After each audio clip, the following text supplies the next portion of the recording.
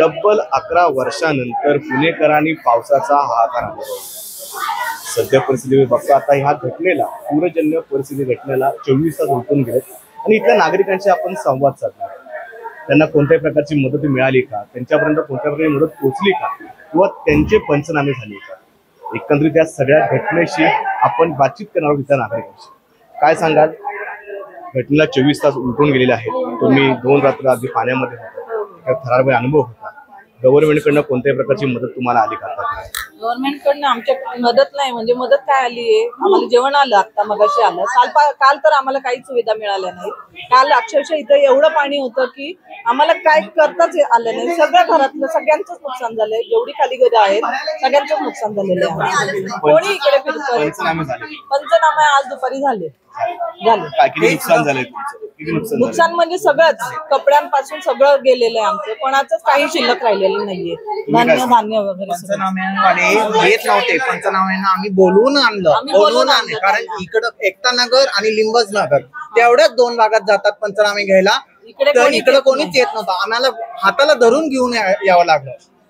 या अशी परिस्थिती, नगरसेवक किंवा कोणी दादा वगैरे हे कोणीच आले नाही, सगळे तिकडे एकता नगर। अरे एकता नगरला काय, या 3 गल्ल्यांमध्ये बघा ना, या गल्लीला कोणी फक्त दुर्लक्ष केलंय। दरवेळेस दुर्लक्ष या गल्लीलाच करतात, का करता? याच्या अगोदर जेव्हा असं पूरजन्य परिस्थिती निर्माण झाली होती खूप वेळा झालेली आहे, 11 वर्षापूर्वी झालेली आहे। हो, आता जे तुम्ही पंचनामे केले ते व्यवस्थितरित्या पार झाले का? पंचनामे तुमच्याकडे काय तुम्हाला त्यामध्ये अडथळा की आम्हाला हेच डॉक्युमेंट हवेत, तेच डॉक्युमेंट हवेत, अशा कोणत्या असं नाही मागितलं नाही आमच्याकडनं। आम्ही फोटो वगैरे देत होतो ते पण नको म्हटले, घेतलेच नाही अजिबात। पंचनामे तुम्ही म्हणताय ना, हे नुसतं फारसं असंच वाटतं, कारण काही बघितलं नाही। आम्ही सांगितलं त्याच्यावर फक्त त्यांनी स्वतः काही त्याचं एस्टिमेट नाही काढलेलं, काही नाही। आता सुप्रिया सुळेताई आल्या होत्या, मी 8 तास 10 तास उभा आहे, माझे वय 60 आहे, माझी आई 85 वर्षाची आहे, बायको पण आहे, माझा मुलगा बाहेर आहे।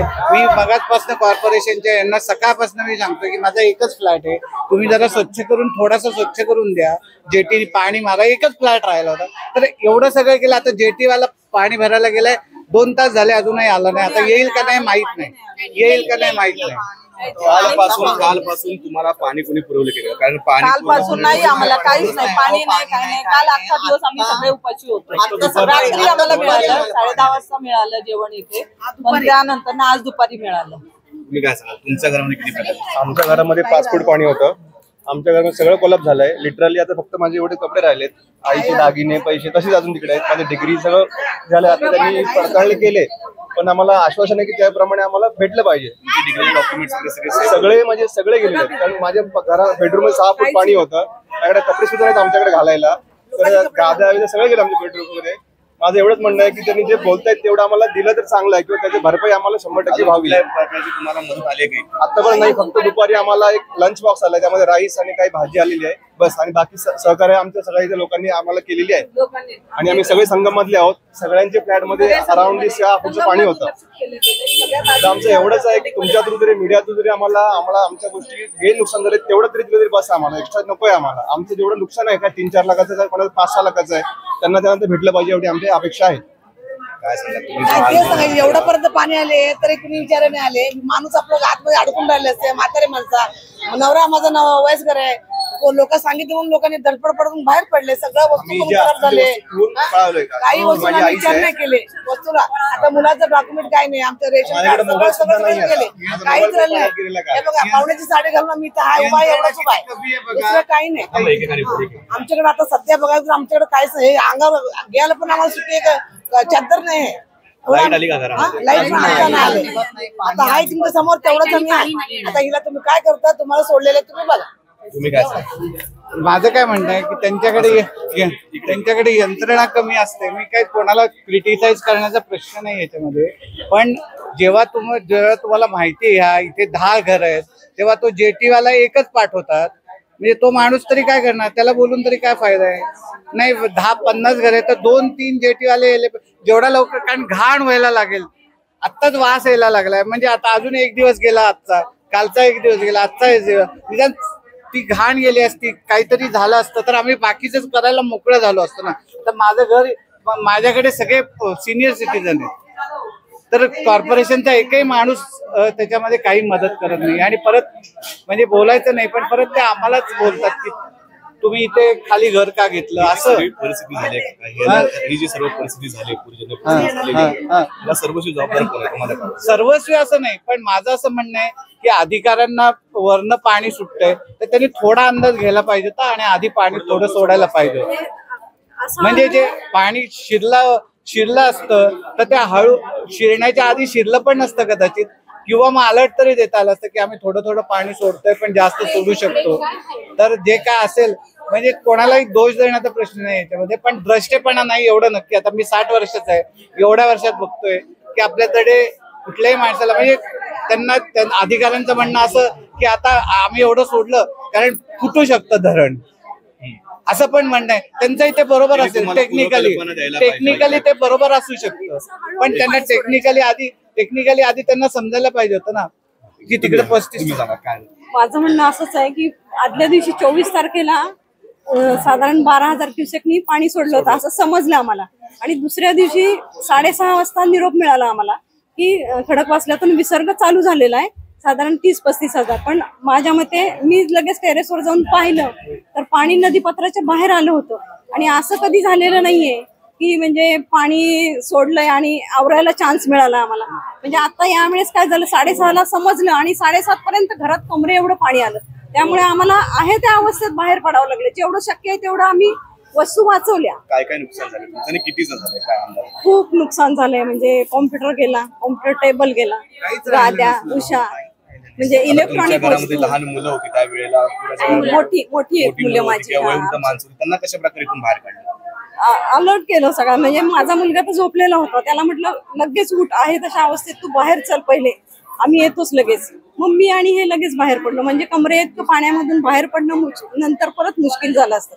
आम्ही दार पण लावलं नाही कारण पाण्याचा वेग एवढा जोरात होता की दारच लागत नव्हतं. आम्ही आहे तशा अवस्थेत बाहेर पडलो. काय आव्हान काय करायचं? मला आव्हान एवढंच करायचंय. पहिला मुद्दा म्हणजे नदी पात्रात जेव्हा घरं बांधायला परमिशन देतात हे फार मोठी चुकीची गोष्ट आहे. म्हणजे लोकांना सुरक्षितता हवी आहे. मला बाकी काही म्हणजे माहिती नाहीये, पण नदी पात्रात घरं बांधायला परमिशन नकोय ना द्यायला. हे असं सुरक्षितता हवी ना नागरिकांना, नाही का? तर माझं म्हणणं हेच आहे की जिथं धोका आहे तिथं तुम्ही बिल्डिंग बांधायला बिल्डरला परवानगी नाही द्यायला पाहिजे अजिबात. आणि ही माझी मेसेजच आहे. तर नदीच्या दोन्ही बाजूला किनाऱ्याला भिंत बांधली पाहिजे, हा एक भाग.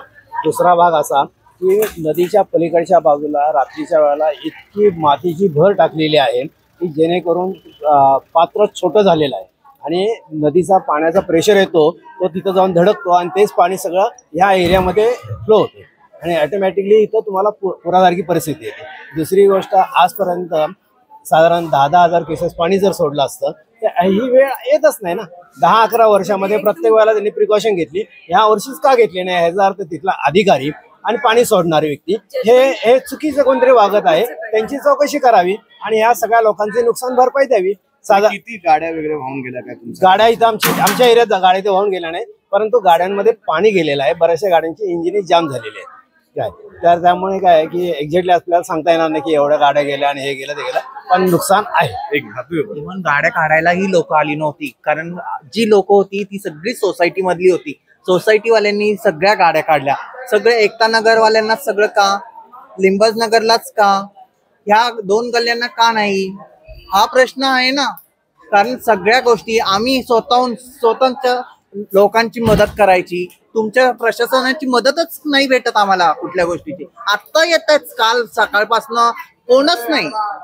आज सकाळपासनं येत आहेत तुम्ही, चुकीच्या गोष्टी आहेत ना. प्रशासन एवढं तुम्ही कसं हे नक्कीच आहे. जर वैभव जर बघायला गेलास तर पूरजन्य परिस्थिती ओसरली असताना लोकांच्या मनामध्ये थोडाफार संताप अजूनही शिल्लक आहे. आपल्यासोबत लहान मुलं आहेत. काय सांगशील, पुराचा एकूण अनुभव कसा होता, काय सांगशील? पूर खूप मोठा आलता, त्याबद्दल हा सांगेल. तुझं काय काय वया पुस्तक वगैरे गेली का काय?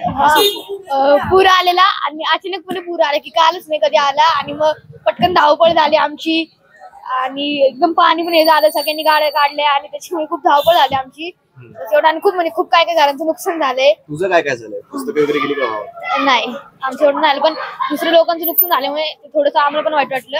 असं आणि ते असं अचानकपणे असं का आलं ते आणि आणि काही म्हणजे वृद्ध माणसांना पण खूप त्रास झाला येताना. जर वैभव जर बघितलंस तर तू एकंदरीत पंचनामे झालेले आहेत इथे लोकांचं म्हणणं आहे, पण अजून असे काही लोक आहेत की ज्यांचं अजून पंचनामे होणे बाकी आहेत, त्यांच्यापर्यंत पाणी पोचणं बाकी आहेत. जर तू ह्या साईडला जर तू बघितलंस तर आता जो मलबा होता, जो चिखल होता, तो आता गाडीमध्ये नगरपालिकेच्या वतीने भरण्याचं काम सुरू आहे.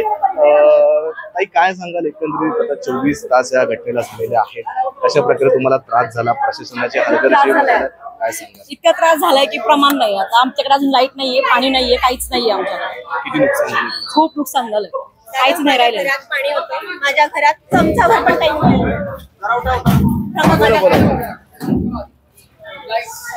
हा बोला. काय आता काय करायचं, बोलून तरी काय सांगू आता तुम्हाला. किती नुकसान झालं? खूप नुकसान झालेलं आहे. आता काय चालूच आहे, काम चालू आहे, लाईट नाहीये, पाणी दुसऱ्या मजल्यावर राहतो, पण हे आमच्या स्वतःच्या सोसायटीतले माणसं आहेत. आम्हाला त्यांच्यासाठी इतकं वाईट वाटतंय की काय करणार. भरपूर त्यांचं नुकसान झालंय. काय करत आमच्या सोसायटीमध्ये तर जे खाली राहतात ते वयस्कर लोक आहेत, त्यांच्या मदतीला सुद्धा जास्त कोण आलं नाही. काय झालं, तुम्ही आता काय म्हणजे माझ्या घरात पाणी होतं. घरात असं पाणी होतं की काहीही उरलेलं नाहीये, काही म्हणजे काहीच उरलेलं नाहीये. पंचनामे झाले तुमचे? पंचनामा झाला. 2011 मध्ये पाणी आलं होतं, त्यावेळी 60-70 हजारांनी सोडलं होतं म्हणतात, पण त्यावेळी पण पंचनामे झाले होते. पंचनामे फक्त होतात, बाकी काही नाही होत. सरकारला काय गव्हर्नमेंटला म्हणेन की तुम्ही काही ना काही ठोस करा ना. आज 35 हजारला पाणी आलं, पूर्वी 60-70 हजारला गुडघ्या एवढं पाणी येत होतं, आज 35 हजारला माझ्या गळ्याच्या वर पाणी येतंय. तर हे चुकीचं आहे ना. ह्यासाठी तुम्ही काही ना काही करा. असं एकदम पाणी सोडणं, काही हे करणं, हे चुकीचं आहे. नक्कीच जर वैभव बघायला गेला तर पंचनाम्यांची प्रक्रिया या सध्या ठिकाणी सुरू आहे. सगळीकडे मलबा काढण्याचं काम सुरू आहे. या ठिकाणी अनेक लोक संतप्त आहेत, त्यांच्यापर्यंत कुठली आतापर्यंत मदत पोहोचली नाही असा त्यांचा थेट आरोप आहे. फक्त दुपारी एकदा मात्र जेवण आलं, अजूनपर्यंत लाईट आमच्यापर्यंत आलेली नाही, अजूनपर्यंत पिण्याचं पाणी आमच्यापर्यंत आलेलं नाहीये. एकंदरीत मी सरकारला एवढं आवाहन केलं आहे की काही जरी झालं तरी आम्हाला पूर्वकल्पना फक्त देण्याचं काम करा. एकंदरीत ही सध्या परिस्थिती जी आलेली आहे आमच्यावरती ती परत ओढावू नये आमच्यावरती, कारण आमच्या घरामध्ये वृद्ध माणसं आहेत, आमच्या घरामध्ये लहान लहान मुलं आहेत. एक पूर्वकल्पना दिली असती तर आज एवढा सगळा मोठा विषय या ठिकाणी झाला नसता. कॅमेरामॅन वैभव सह मी शुभम, न्यूज.